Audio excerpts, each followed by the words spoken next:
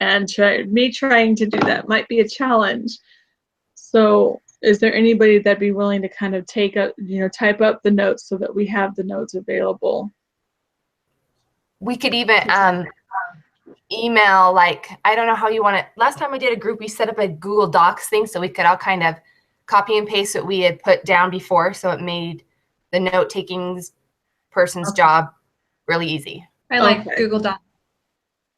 Because I know the last time someone did it in our group and she just typed it up and everything we said, and then we put it on the discussion board and put our 2 cents in where it might need to be fixed. So either way, I'm good. I just know that right now I don't want to try to take notes while I have to take a risk of having to deal with a baby. So yeah, and I have that.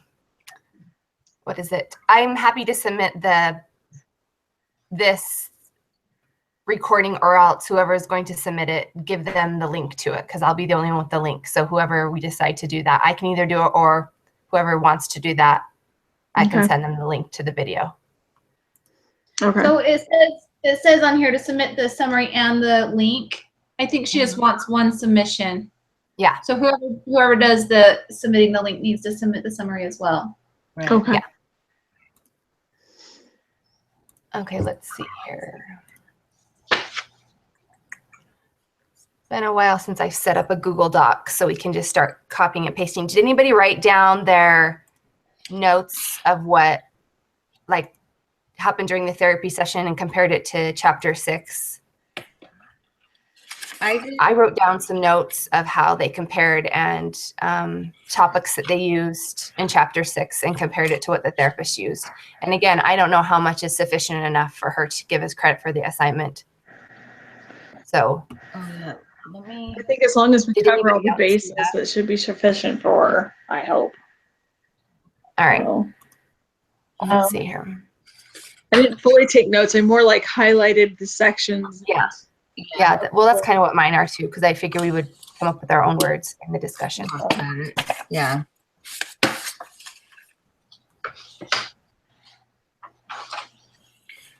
All right. Because I'm going to keep us on topic. That's my job. So should we just go? Yeah. Yeah, I think that maybe talking about on each of the highlighted parts in the chapter, like seizing the opportunity in midst of the crisis, how he did that. And then just discussing the highlights. Each part of it. Each start of the, like the next one is normalizing the family distress. And then on the assignment, I remember her saying right on there, did it turn out the way you thought it would turn out, or were you surprised with the turnout? Which was hard because I wasn't expecting much. So I don't know why I would be surprised. Okay. Well, let's take one step at a time and just kind of start, what our thoughts were around the program, and kind of someone maybe pick out a point that they saw and related it to, and then we can kind of discuss a little more detail on that. Okay. Or something. Yeah. So I can kind of give my little 2 cents in it, I guess, but I know for me, listening to it, it was a little hard for me to kind of define the details that are in this chapter with that. But I know that one thing that stood out to me the most was that it seemed like he was clarifying ambiguity. I put that in my notes also. That's the one main thing that I caught in the program itself, was that he was clarifying it often enough. Yeah. Let's see. And if I highlighted on here, often family members hold quite different assumptions and beliefs. And it was interesting as he talked to each family member, how they each saw something different, and they each kind of, the mom was like always worried, like a typical mom, always worried and concerned. The dad's like, eh. And the daughter's she was concerned, but in a different way. And then the son's like, whatever, so, for me, I think he kind of just pointed out all the different, different thoughts that each of them felt. Yeah. If that makes sense. Okay, I just set up a Google Docs for us, so it's in you guys' email. If you guys all want to open it, we can copy and paste and write notes as we go right on the document. That's what that was. I had something pop up on my phone. Right. You say Google Docs, it's in our email. Yeah, that's where it should have been sent. Is it in, did you send it to the Gmail for me, or To your did you Gmail. send it to? I sent it to your Gmail. Okay. I've got like 3 of them now. I don't know which one's which. Okay. Thanks, Molly. Yes. Yep. One Okay, so- one thing that I noticed, talks about tracking stressors and coping. It said a timeline is useful to track presenting symptoms, and I liked how the therapist kind of found out a little bit about their past and kind of found Yes. out what led up to why they were in that office. And what section did you put that under? Like, did you identify it with something in the chapter? Was there a heading? Yeah, it's tracking stressors and coping adaptation processes over time. Okay. It's under the core principles for strengthening relational resilience. Did you find that? Yeah, sorry. I'm looking at my notes and at our recording and at a Google Doc and the requirements and the page number. Like, I have like 500 things open on my screen. So I'm probably like this on your screen. You need like 5 different monitors to look at it all. Yeah. Like, okay, so tell me again, what is it called? Sorry. Tracking stressors and coping adaptation You know what processes page, over what time. number it was on? Let me find it real quick. Sorry. I printed it out and Oh,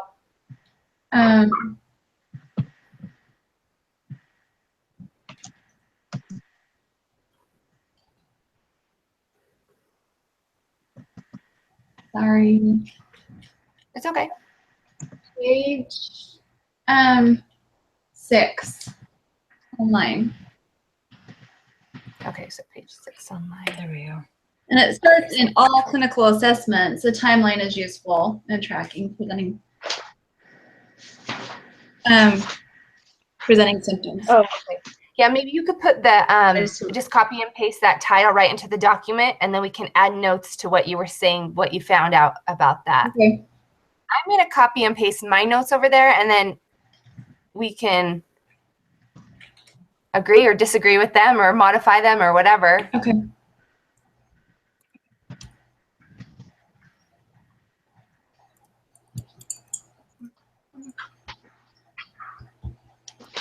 He was really good though at kind of getting the backstory and making sure that everybody was on the same page with that story and that timeline before he moved on.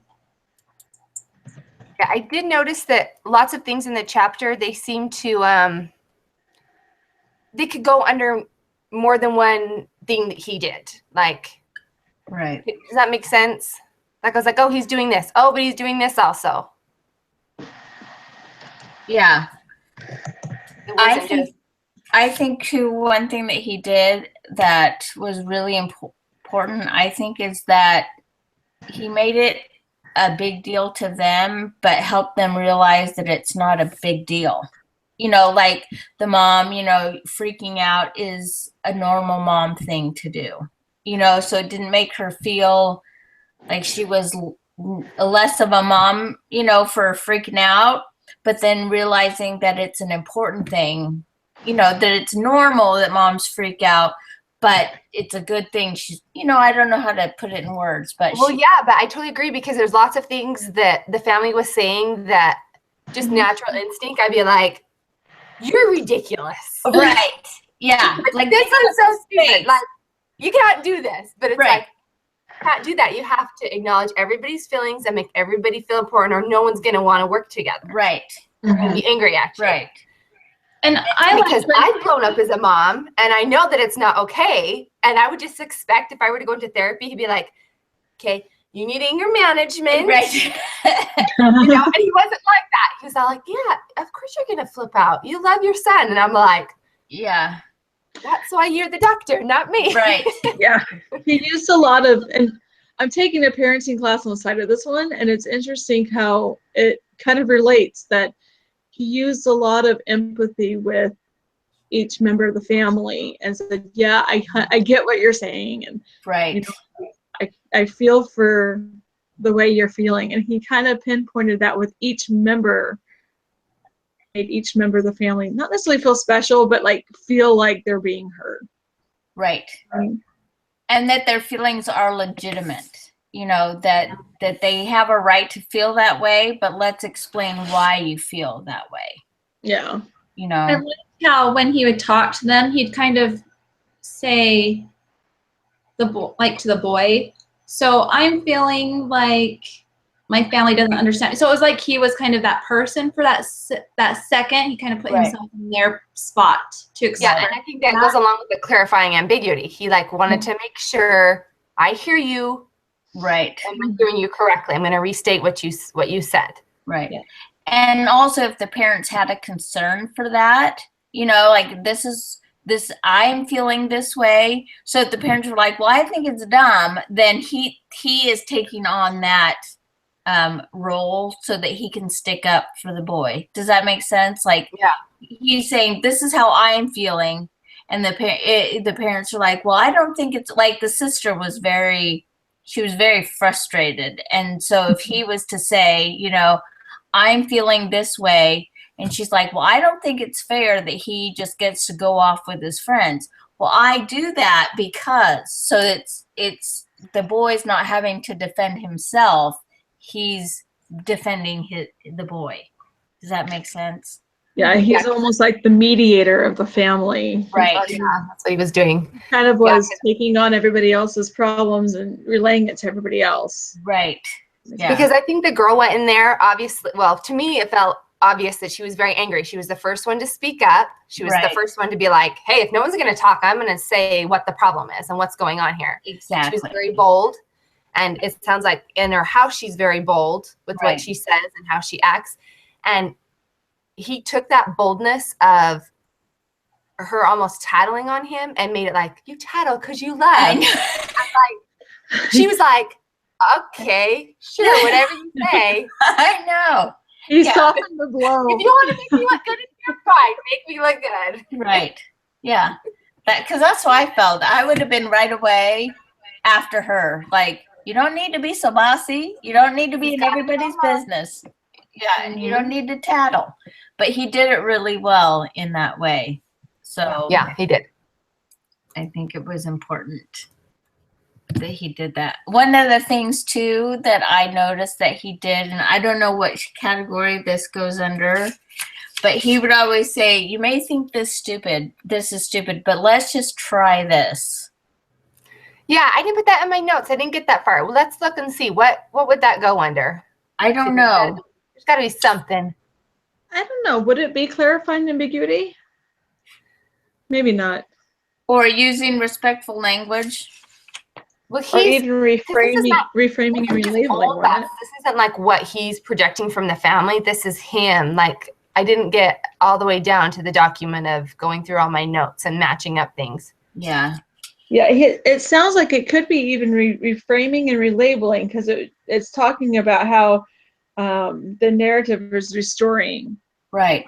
meaning that he's kind of retelling the story, but he's saying, well, why don't we, so he's kind of relabeling everything and reframing it all so it's kind of a softer blow than I'm going to smack you really hard with a club type of thing. You know what I mean? Yeah. So which one did you say that would go under? Reframing and relabeling would be my guess. And that one's under the bold heading of normalizing family distress. Yeah, I have that on the notes. Do somebody want to, those words that you just used were really good. Do you want to put a space underneath that quote, right under their reframing and relabeling, and add our thoughts with that? Yes. I can't get to the Google thing. I don't know how to do both. I get shut off here once I get in there. So Okay. I'm just going to have to trust you guys because my husband's not here and I computer retarded. So, I mean, handicapped. However you want to say it.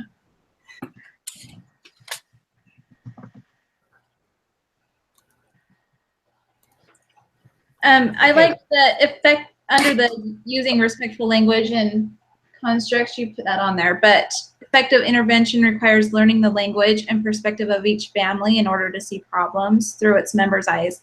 And we kind of talked like that, about how he kind of would put himself in that one individual spot. Right. Can we put that in there? Yeah. Sure. Does everybody want to, oh, never mind. Add their name, I was going to say to that, but.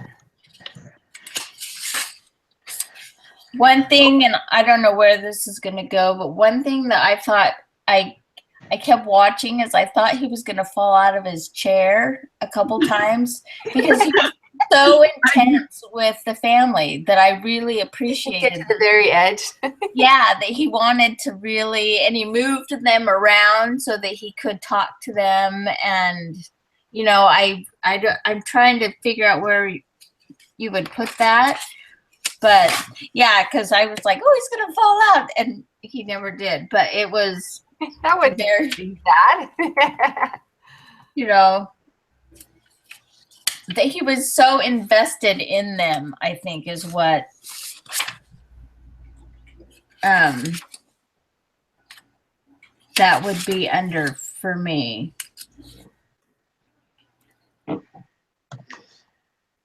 Oh, there's a lot he did.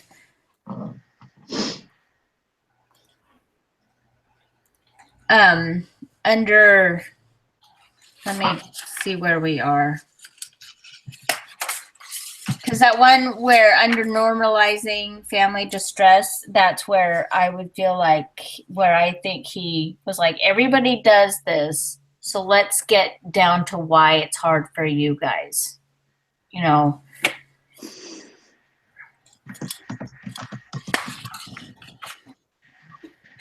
Tara, I'm sorry. I kept on trying to copy and paste your name over. And every time I did it, I think you were trying to write it, and I'd keep deleting your name. No, I didn't try to write it, but every time I tried to, a V would come up. I'm like, what? So I figured if I so quickly do it before you're fine, Molly. Anyway.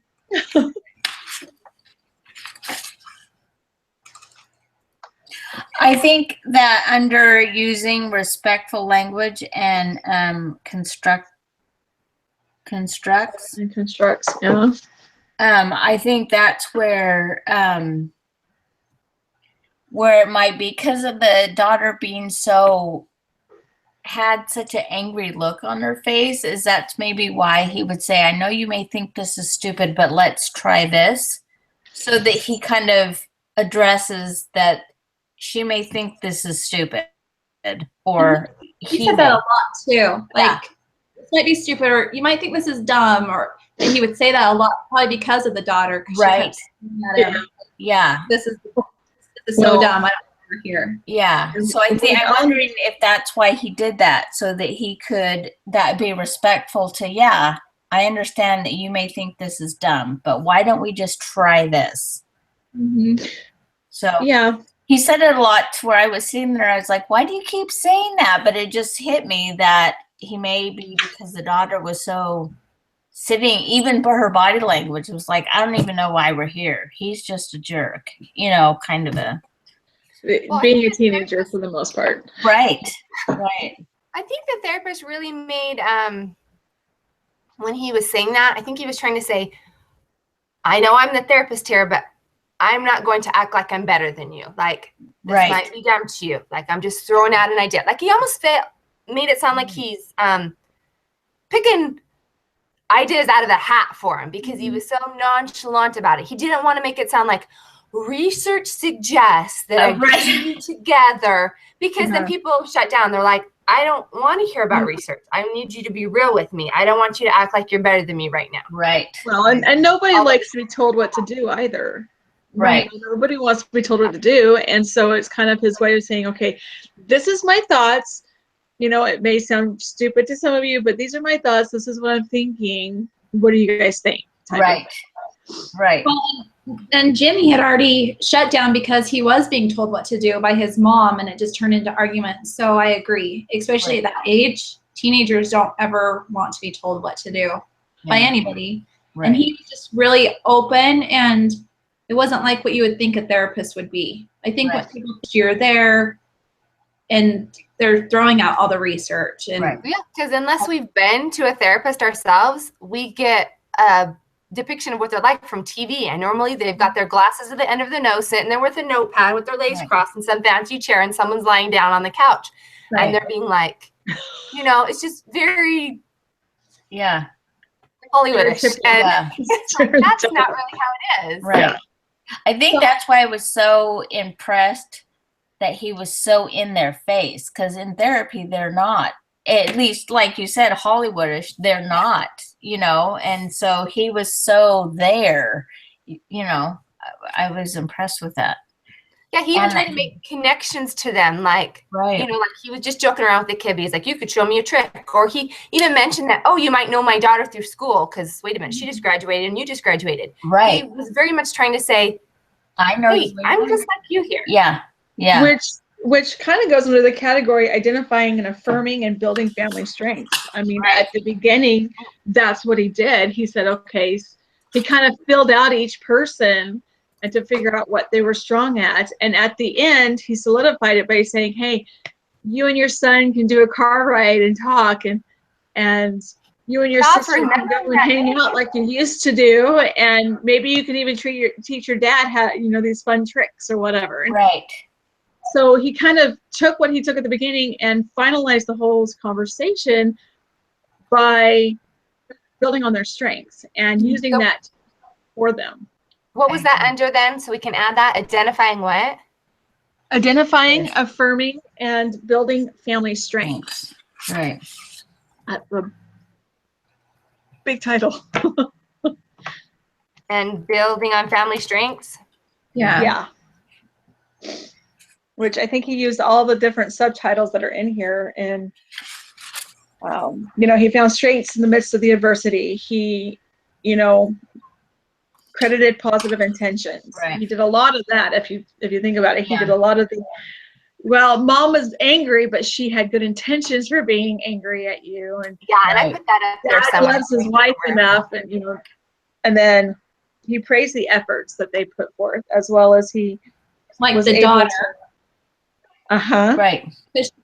Well, Yeah. you decided to tell your parents because you love him. So he, even though her intentions, I don't know, he made it into a positive intention. I agree. Versus you were being malicious and mean. Yeah. Right. Yeah. Sarah, underneath that, Which is identifying, what affirming, and teenagers. building on family strengths. Do you want to type in what your thoughts were with that you were just saying for that one? I will see if I can remember what I said, but yes. It's recorded. We'll rewind it. Yeah. I know you'll have to. Just rewind it and put it back together again. Okay. Are the other ones that I have listed above, do these sound like what happened in therapy coincides with what I labeled it as? Does anybody see something that might not fit? And these were just like my rough notes, so there might be like little errors in it.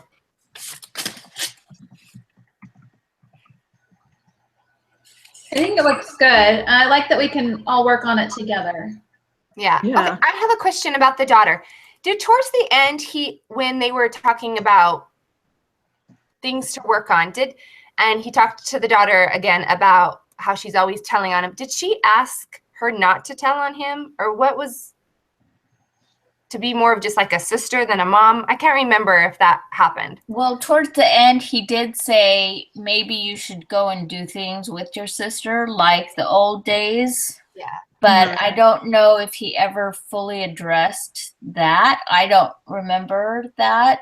I remember him kind of saying that maybe this will steer her away from, maybe them being closer will still steer her. More of a sister than a mom. Yeah. Because then he did say, because it'll remember what it was like before you moved. It'll help you be back to the way you used to be. Is kind of how he. So in chapter 6, there's the topic of refocusing from complaints to aims. And I know that he did that, but what are some examples that we could use under that topic? Which one was it? Refocusing from complaints to aims.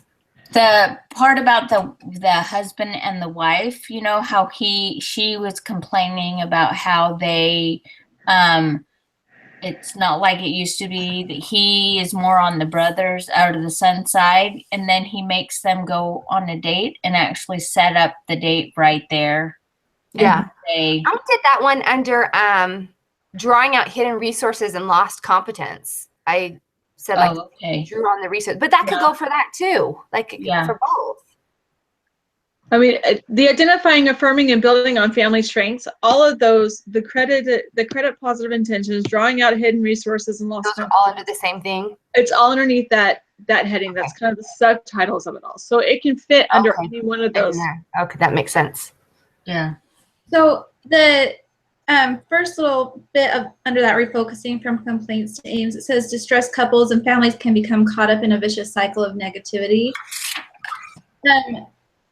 So they were kind of in that vicious cycle where the mom would just kind of blow up and say things that she didn't really mean to say, and then the dad would pull away and become reserved. Right. So those are all a vicious negative cycle that they were in because it happened every single time Jimmy came home late or didn't follow those are good.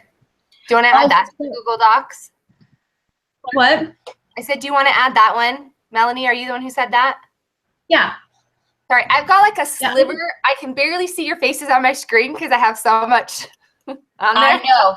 Yeah. I can't really see who's talking. I also think that when he brought out the dad's past and how he grew up, like he didn't really have a dad that really that's good too. What could that go under? I think that could go under the same one where the mom is realizing, oh, this is the connection that so drawing out the hidden. Yeah, that because I think that to me, that was like, oh, even though I was thinking that's how guys are, they really are not as concerned as moms are. But that helped me see why he was really set back, is that that's how he lived his life. That's how he grew up. No one cared about where he was or what he was doing. So, and he turned out okay. So maybe he's feeling like if I go too much into it, it may destroy the son, or this is the only way I know how to do it.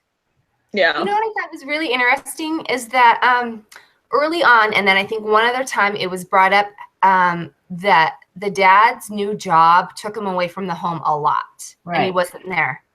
Yeah. But the therapist never made that a focus or part of the blame. And I think he was really trying to stay on topic of Jimmy's why we're here, and this is the problem we need to fix.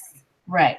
And while that could be a problem in its own, that's like because to me, I was like, oh, at some point he's going to bring up. That's what I thought too. It's your schedule, so you're more home. And I was like, well, maybe that's not. He's like, that's a whole different can of worms. Right. We need to do things little by little here. And maybe he can't get home. Yeah. And so let's not even put that in the equation.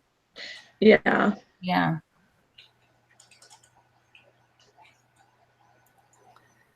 I know in the, let's see, let me find it before I start talking. Let's see here. While you're looking, I just realized that you know how Rebecca, you and I were talking about how he was empathizing with the family members, you know, when he would say that's stupid or whatever. I just noticed that there's a category in here called building empathetic connections with and between the family members. Actually, I think that fits better than what I put it under. I agree. Wow, let's just open a new category and Yeah. move it to there. I agree. Yeah, it's if you printed it off, it's page 149. I don't know what page it is otherwise, but Yeah. but it's called building empathetic connections with and between family members.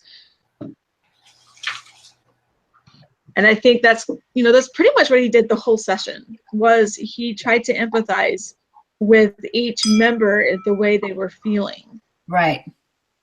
Yeah, okay, so I put that up there. So we have that category already, and under I put gets them all to see that they love each other, but let's expand upon that with what you were just saying. Do you see that category on the Google Yes. Docs? Yes. Okay. All right. I'll have to get out of the ice cream. Okay. There we go. Ice cream, what?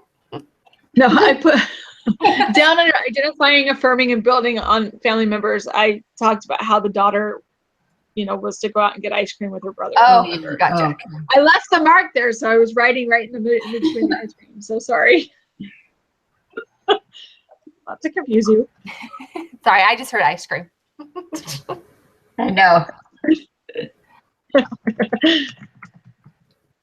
Okay, I know in the questions that it's asked us to talk about, so we're talking about our observation, but it says, was anyone surprised by the findings or observations? I don't know if we need to comment on that in our submission or if we're just supposed to talk about it right here.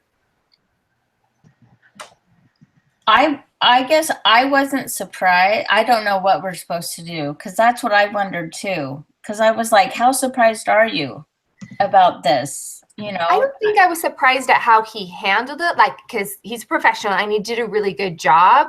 Right. So I'm not surprised that he did it, but there was a lot of things that I thought might get brought up, or Yeah. how slow paced it was. Like, he was very slow paced. And Yeah. so that's something that I was surprised about, which was great. I mean, that's what they needed, but I didn't think that it would be so slow paced and very repetitive. Like, he kept, because he wanted to go over the exact same issue with almost every family member. So I was surprised with that, how that was handled. I was surprised but grateful that when it first started, they were all after the son. And I was like, oh, how is this going to be if I they felt the same way. attack him, But he made it Daughter. about them all, not about the son, just the son, and made it about them all. So I was surprised or happy that they did that. That's how it turned out, that it wasn't just all about him, because I thought he's going to get up and walk out. Or start lashing out for Right. being attacked. Right. I was surprised too at that, because it was like all three of them just kind of like, it's Jimmy's fault. We're here, and I was just like, oh no, this I know. might be bad. I know. That's what I I thought. know it's gotta be hard going to a counseling center with your whole family, knowing the reason you're there is because of you. Right. But I'd be like, no thanks, I'm not going. Right. So you can all beat up on me in front of a professional who's also going to probably beat up on me. right. Yeah. Especially if you've never been to a therapist to begin with, and you don't know what the therapist is going to be like. Right. And I was grateful, and maybe this is because I live in California. I don't know, but he knew that he was a member of the church by the pictures on the wall. And I was Well, did grateful you guys? that Sorry. that's okay. I was grateful that none of that came up.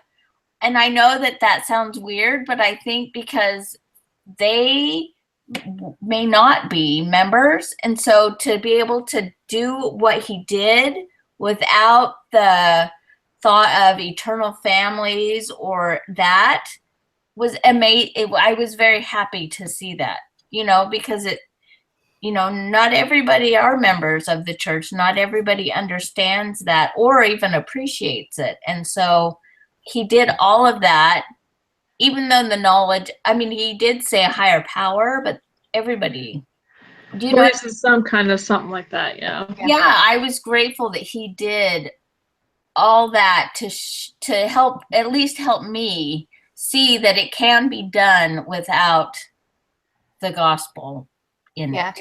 You know. So the therapist, he's actually on the board for marriage and family at BYUI. Oh, he is. Practicing I thought therapist. I recognized him. Yeah, he is. I was all like, I know who that is. Oh. I've seen him other places. Oh. Yeah, I've seen him in other videos and other, Yeah. like Oh. panels and things like that. Mhm. Yeah.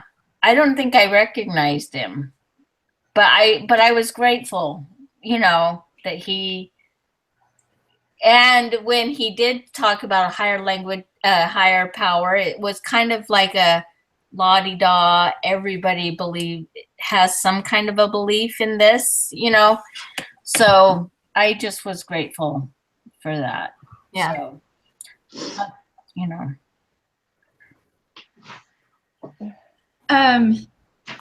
There's one that's collaboration and teamwork.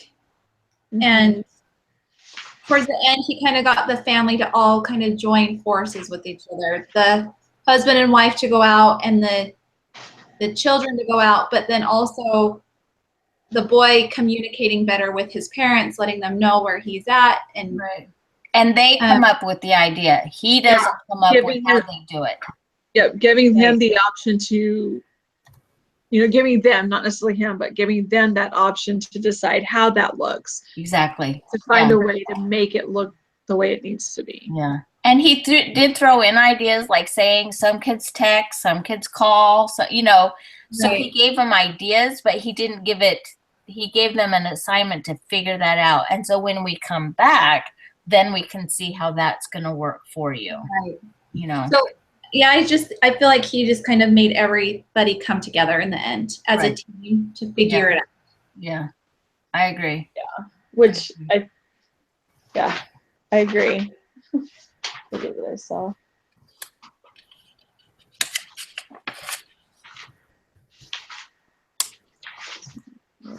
And to me, I know that they didn't show the after, but I think that maybe it's a hope that they all felt empowered when they left. Like nobody felt picked on. Right. At least that's how I felt. Like they could Well- walk out of there even getting to knowing each other and not being like, well, how come you said this and how come you said that? And you know. They came out feeling like they were heard. Each side of the story was heard, as well as they came out with some kind of it's a vague solution, but a solution to the problem. Right. Like Yes. we've been saying, why don't you go hang out with your brother? Why don't you go hang out with your dad? You and your wife go out on a date, Right. and then try to figure out how to communicate with each other. Right. And so they came out feeling empowered and came out feeling like, okay, I've been listened to. I know somebody cares about me. Now we just need to get back and figure out how that we can bring that back into our home. Right. I agree. So Yeah. I wonder why he didn't have the mom and the son do anything. I wonder if it was too soon. Yeah, I thought about that because I think that's when he identified that the mom and the sister are more alike, and Right. the dad and the son are more alike, and kind of like, okay, you guys work well together, so let's make sure you have a strong relationship before we try to work on these more difficult ones, maybe. Yeah. Yeah. I like how we're evaluating the therapist. No, I know. but isn't that what we need to do for if it's Yes, the one it's just we're kind of working on funny. being? It's like, I know. I mean, like, if he could see this, he'd be like, what the heck? I just was impressed. I was impressed with how he made it not such a huge crisis. They came in thinking it was this huge, what are we going to do? Our family's falling apart. But then walked out of there feeling like this is normal. Let's just get it in categories so you can work it out. And then, that. And so I think if going, you know, when you go to a therapist, you have a freak out that you're thinking, I need to see somebody. But to be able to walk out thinking, I'm okay. I'm okay. I have things to work on, but I'm okay. You know, I think that's with a lot of us when we're like, even maybe not in a crisis, but maybe in an argument with somebody or struggling with a child or anything, like in that moment, you're like, how is this going to resolve? This is going to be terrible. And then over like Yeah. a period of time, you're like, okay, that was totally manageable. right. I was just having a lot of anxiety and I was freaking out. Right. Yeah. I wasn't handling it well. Yes. And Yeah. I think he did that. I think they could walk out of there feeling like, okay, I need to work, because they always send you out, we're having to work on something. So I think that he did, you know, was able to work on that and come back and let me know. So it's kind of like they have a middleman, you know. I just can't wait to get to my therapist and let him know that this didn't work out. And, you know. Well, and it opened up doors for them to be able to talk to him and to be able to, you know, open that line of communication so that once this, you know, when this continues, it gives them the opportunity to say, okay, now it's your turn to communicate. Right. Right. And kind of going back to picking on the therapist, you know, I think that was our point, was to pick on the therapist because we were supposed to evaluate it Right. and pick out, you know, what kind of matched and what he used. And because I'm looking at these head titles, I'm thinking there's no way we could have done that with just the family. You know, the therapist is the one that's using all these things, you know. Right. And so, yeah, we were kind of meant to pick on him. Right. And he I'm did glad it. he's a good guy to use it. Yes, and he did it so flawlessly. He just went from one to the next without, I mean, it kind of all together. Yeah, he was No, he's probably been experienced. doing it for years. I can't even imagine being a new therapist. Can you imagine, like, everyone has to have their first day, their first family, like coming in and being like, when they leave, like, that was a mess. I know. I need a redo. The great thing about this therapist as well, because it says right there right above the video, talking about the therapy session, it says the stimulated session was neither scripted nor planned around the principles and practices outlined. But because of his knowledge, he was able to just, even though he didn't follow this, he just was able to follow it though. Right. And not just his knowledge, but his experience too. Right. He didn't have the pad of paper telling him what to do. Yeah. He had a couch, but nobody laid on it. Yeah, no leg. No, he made it more personable, I think, when he was right there and not writing everything down. Like, okay, Jimmy, you know. Yeah. Yeah, If you notice, he made eye contact with every person he talked to. Yes. So it made every person feel important. You know, like we were talking about on TV, they're so busy writing stuff down that there's no eye contact. And if you don't have the eye contact, they don't feel like they're being heard. Right. Right. So, And it's just which I guess could also fall underneath the empathy. You know, they were able to be heard because the therapist wasn't being distracted by writing stuff down. Oh. And he was right Exactly. there. Yeah. He was in their face, yeah. And he moved them around. And I think he did that so that he could say, okay, now this is about you. Like he put the son and the mom and dad on and put the sister over, but not at the beginning when it was like she seemed to be the one having the problem. So then he worked with them, and then he's like, can you guys move around, you know? So then he could focus on them, the parents and the son at the end to say, okay, I heard you, and this is what I need you to do. And then the daughter was kind of being able to collect her thoughts, you know, and her face, her whole demeanor changed at the end. She was not grumpy looking. She was, okay, we can do this. More relaxed and less tense. Yeah. Yeah. So I thought it was really good. All right, it's 10:28. Okay. We've been going for 45 minutes. All right. So we have 15 minutes left. Okay, to wrap it up. The debriefing, yeah. Well, I guess we were kind of doing that. Well, We can debrief some more. yeah. Well, I guess just on the notes, so we're putting it on the discussion, right? Is that what goes? No, we have to submit it. Well, I don't know if there's something for the discussion, but we have to submit this document to the teacher. So, Okay. Oh, Rebecca, what's your last Yes. name? Mott, M-O-T-T. And, yeah. We're gonna have to go in and revamp this a little bit because it is Yes, just kind so of a rough I draft. thought if we wanted to, I don't know what everybody's time frame is.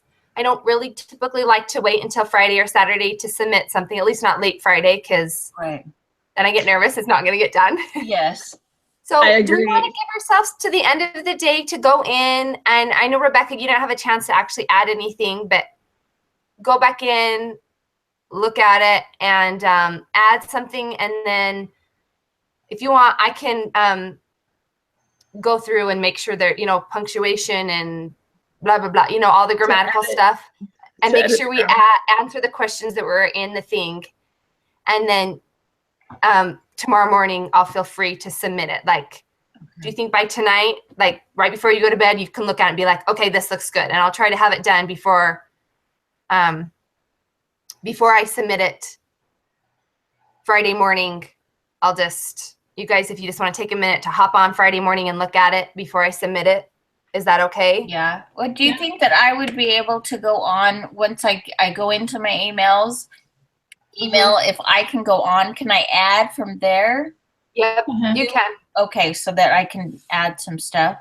Yeah, Yeah, you can. and then you can look that up when you go over that. You can see if it's a repetition or Yeah, and anything that's added, like if we already have something that's highlighted under a section, but you feel like a different part of the conversation applies to it, Okay. we should just add it in. Like we can just add, like, because Okay. I think we talked about that lots of things would go under mini categories. Right. There's not one right answer for every category. I But agree. we've got a good page here, and then I should be able to get another half a page just by saying, if we agreed, if we found new things. Okay. So Being a- does this is our summary, correct? Or do we have to, because it says This to is have our a summary because it doesn't say anything that's like, I don't know, like a paragraph. Yeah, usually she says 500 words, usually. Yeah, this is just, That's what it was, I think, last time. Yeah, but she didn't say that this time. we do need I to say answer as this long as, last sorry. question. It's okay. That says discuss and record how a treatment professional or paraprofessional might prepare to capitalize on such opportunities to introduce or reinforce the types of resiliency factors from Walsh's article. We do need to answer that. Huh? So we don't have to answer it right now because I know we're just kind of summarizing what we did. But if we all want to look about it, I'll post that question on there and then we could all add our thoughts and then I'll mesh them together and make sure we don't say the same thing over and over. Okay. Okay. Is Walter's article this chapter that we just read? Yeah. Yes. Okay.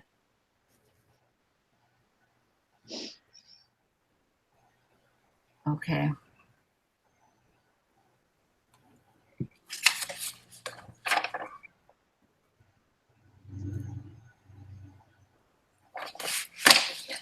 Okay.